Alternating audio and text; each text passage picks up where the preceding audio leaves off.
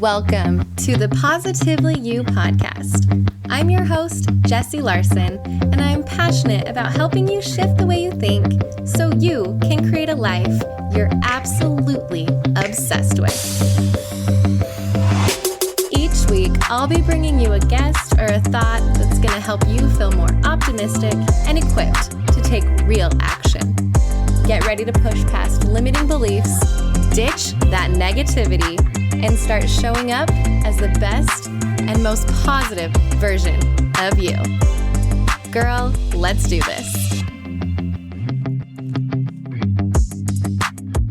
Hello, and welcome back to another episode of the Positively You podcast. I'm so excited that you are here today. It is a solo episode today, and I cannot wait to get into it. But as I shared on the last solo episode, I want to start incorporating a couple little segments and some fun things in here, just kind of giving you a recap of what's going on in my life and giving you kind of a little fun thing to maybe incorporate into your life as well. And this actually goes along with today's episode. So I'm excited to kind of have these two things tie together. I saw a little while ago, someone shared on Instagram about this weekly kind of recap that they were doing, and I really loved with it. They called it a weekly report. And of course, it's an acronym, and I love acronyms almost as much as I love analogies. R-E.P.O.R.T stands for reading, eating, playing, obsessed with, recommending, and treating myself. And there's a couple of those that I might change a little bit, but that's what it is for today. So let's break down those. And as I'm sharing mine, I would love if you would also think of those things this week: reading, eating, playing, obsessed with, recommending, and treating yourself. So let's get into it. What I'm reading lately. You know that I've been obsessed with Sarah J. Maas. You're like, please, Jess, can we get through this? We are getting through this. I am on the second book of the Throne of Glass series. I'm making my way through and absolutely loving it.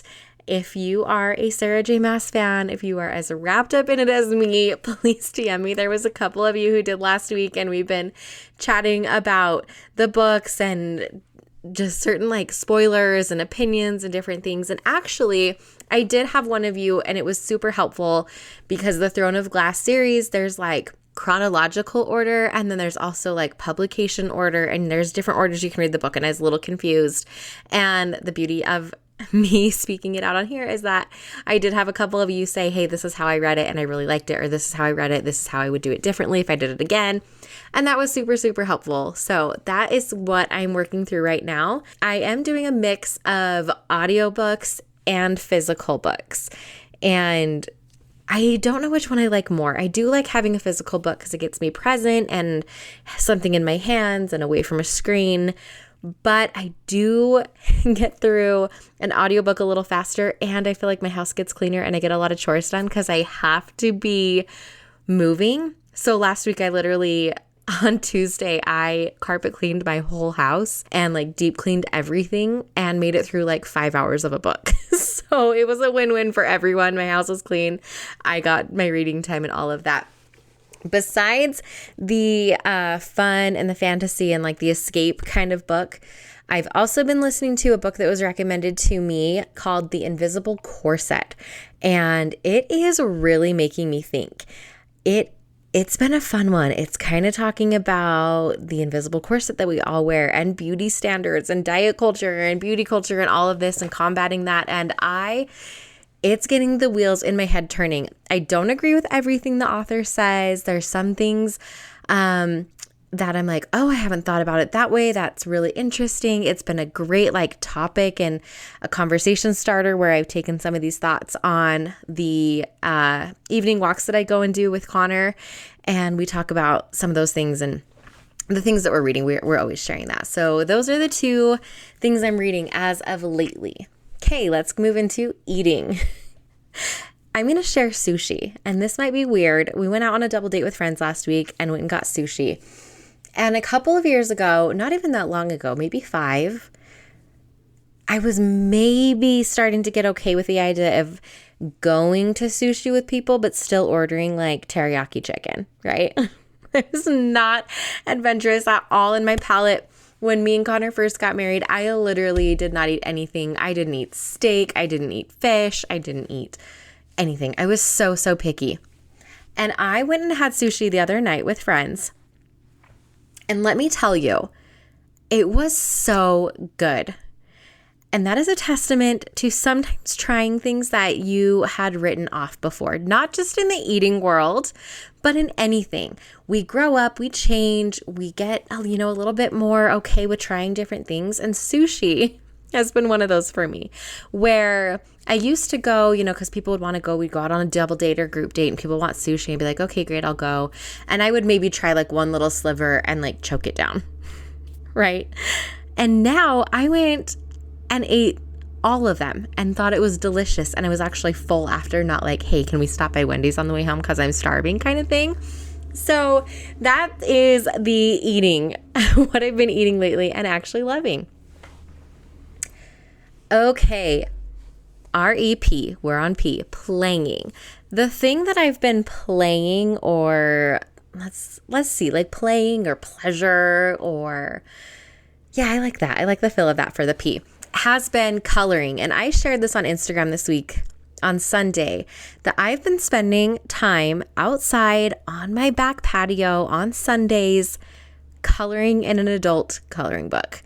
And let me tell you, it is bringing me so much joy and so much peace. And 2 weeks ago, I popped in my headphones and listened to a book for hours and hours and hours and colored out there. And it was the most beautiful, awesome, easy, self-care, indulgent, but not really experience and vibe that I did not know I was missing. Like an audiobook and coloring, absolutely amazing. And I do put that in the play and the pleasure category because when was the last time you like sat down and colored in a coloring book? That sounds like such a little kid thing to do. And it has been so much fun for me. And what was actually really, really fun was it was totally a self-care thing for me, but I had my youngest, Finn, come out and ask if he could color with me. And we tore out a coloring page for him and he sat with me. And then my oldest, my 12-year-old boy, came out and colored with me too. And I loved it. It was so fun. I don't know the last time I had both of my boys sitting kind of quietly and just hanging out with me and talking and coloring and comparing what we were doing and what colors we were using. And it was so fun. So that is the play and the pleasure for me for this last week. Okay, we're moving on to O, which is obsessed with. And you guys are going to think like I'm such a nerd and just so, I don't know, but it's okay because what we're obsessed with is our own thing and unique to us. But lately, the past couple of weeks, I don't even know how it started, but one night when we were falling asleep, Connor reached over and grabbed my hand and held my hand as we fell asleep. And ever since then, we've been doing it like every single night where we'll just lay together and hold hands. And then as soon as one of us is kind of like dozing off and almost to that asleep thing, we'll let go and roll over and go our separate ways. And I'm obsessed with it. It is so cheesy and whatever. Think what you want. I am obsessed with it and I've been loving it as of lately. And it's become this habit where I actually like can't fall asleep now. Like the other night I was like, wait, where's your hand? Where's your hand? I need it to fall asleep. So that's been really fun. And I'm obsessed with it. So there you go. Obsessed with is the thing where it just brings you joy and you have a huge smile on your face and you know that it might be silly, but you love it. And that's exactly how I'm feeling right now. I have a huge goofy grin on my face. So I know that that's really the thing that I am obsessed with right now. Okay, we are making our way through this. The R is recommending.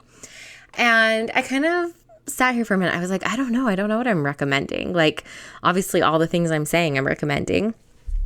But I would say going outside. It is absolutely beautiful right now. We're ending the summer. We're moving into the fall. It's beautiful and gorgeous outside, and I just cannot get enough of being outside right now. So that's what I'm recommending to you as well, is get some outside time, even if it's 10 minutes, 5 minutes, whatever, just go outside. Go outside. It's the best thing ever. Okay, and we are to the T, and the T is either trying or treating myself. I'm going to switch those off week by week, depending on if I'm trying something new or if I've been self-carrying it up and treating myself to something. So the thing this week in the past little bit that I've been treating myself to is lake days and paddleboarding days. Since my kids went back into school a month ago, I have been on the lake 3 or 4 times, with different friends, and just made it work. And it definitely is a treat because I've got plenty of stuff during the day to do and to fill my time. I've got, editing and recording and household stuff and kids stuff and so many different things. And it has filled my cup beyond what I even thought. I knew I would like those days, and I knew that I love being outside and I love being on the water. But I have been more filled up and more happy in the last 4 weeks, making time for those paddling days and being intentional and connecting with friends and being outside and having good conversation and moving my body and all of these things that I get because of going out and paddling. So that is my treating myself. Okay, and that's it for the weekly report. I'm not going to be doing these. I'll do these just on solo episodes, not on interview episodes, just as a little recap. And I would love to know, I want to make this a two-way thing, what your weekly report is, the things that you're reading, eating, playing, obsessed with, recommending, or treating yourself to. I want to know. And that brings us to what I love about this practice, and it's that it kind of keeps us present. It keeps us intentional. It keeps us present. It incorporates gratitude, all of the good things that help us along this path of being that best and most positive version of ourselves. And that is actually the topic of today, is the idea of being present and why.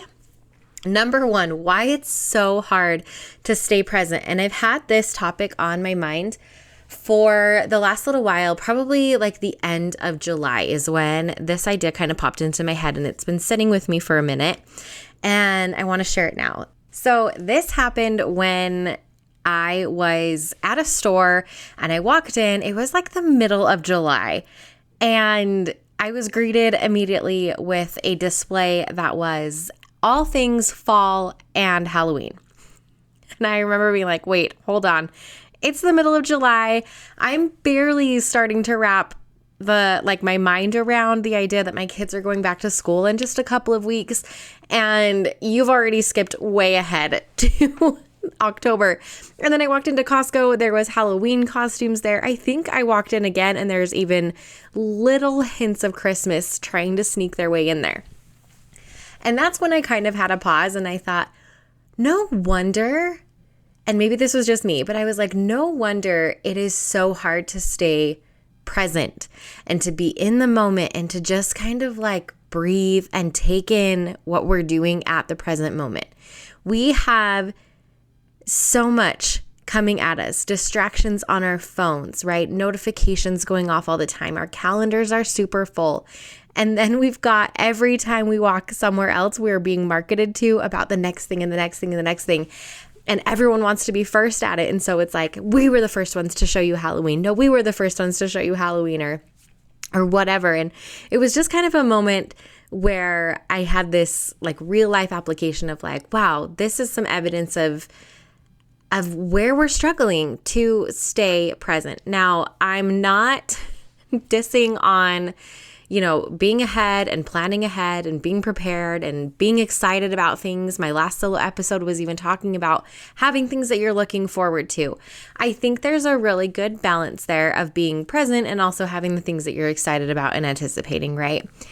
And that's where this weekly report and this weekly reflection comes into play, and why I was really grateful that I stumbled across it, because I believe that it is just a way that it can kind of bring us back. It can reel us back in a little bit and help us to be present, not only as I'm reflecting back, but now that I've kind of made this a conscious practice in my life to do these weekly reports, whether I'm reporting them here on the podcast or just sharing them on social media, or even just thinking of them to myself on the weekend, is that throughout the week, it's now keeping me thinking about it. It's keeping me mindful and present in those moments of being like, oh, is this thing that I'm eating right now, is this like what I'm loving, and do I want to share this? Is this the thing I want to share, or is this the thing I want to share? And it's grounding me a little bit to have that. So we know the importance of being present. We know the importance of being mindful and being aware and tuning in with ourselves and taking that break. We also know that we are bombarded with distractions and detours that take us away from that presence. And so I'm excited to begin this practice of doing a weekly report. There's a lot of other practices that I do to stay present, to get myself back to being present when I veer off course, which is often. So I would love to know, if you do a weekly report with me, please let me know what those things are, because I love seeing what's going on in your life. And if you have practices that you do to help ground you and to help keep you present, to turn off those distractions, I also would love to know what those are. So I'm going to throw up a post over on Instagram that we can come and comment on, or you can just slide into my DMs, and let's work towards taking the pause, turning off the distractions, checking in with ourselves, being present with ourselves, and being present with those that we love. All right, this is me signing off for the week. I hope you have an absolute amazing week. I love you so much. Thank you for tuning in, and we'll see you next week. Thank you for hanging out with me again today. I'm so glad you pressed play. If you want to take a quick second to share this episode with someone you think would love it too, that would be amazing. If you're loving the show, make sure you go and leave a review on iTunes. Reviews are like magic for podcasts, and your review will help get this show into the ears of more amazing women just like you. And come find me over on Instagram. I'm there at positively.jessie, and I cannot wait to hang out with you some more. So until next time, have an amazing week.